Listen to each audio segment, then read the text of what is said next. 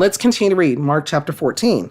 Jesus anointed at Bethany. Now the Passover and the feast of unleavened bread were only 2 days away, and the chief priests and the teachers of the law were looking for some sly way to arrest Jesus and kill him.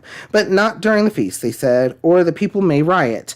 While he was in Bethany, reclining at the table in the home of a man known as Simon the leper, a woman came with an alabaster jar of very expensive perfume made of pure nard. She broke the jar and poured the perfume on his head. Some of those present were saying indignantly to one another, "Why this waste of perfume?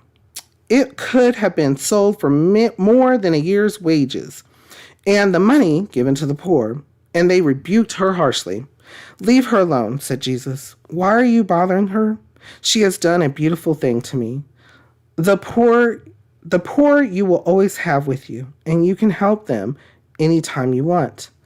But you will not always have me. She did what she could. She poured perfume on my body beforehand to prepare for my burial.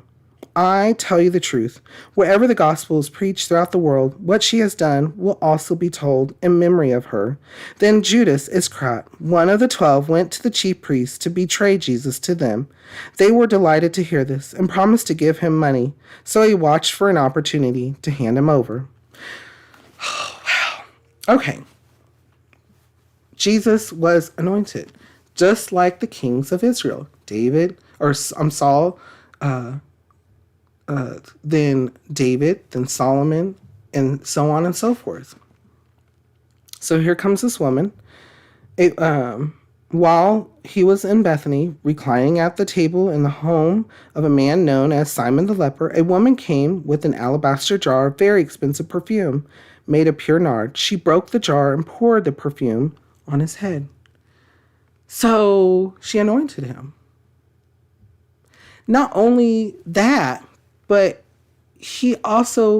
this was also understanding that Jesus was there to die for our sins, for their sins, for everyone's sin around, for our sins, for us today. That is amazing. That is wonderful. That is marvelous in our eyes. And it has been done. The victory is in Jesus, and it has been done. Before we go on, though, what kind of thoughts or feelings come to your mind when we read over this? How does it make you feel, and what does it make you think?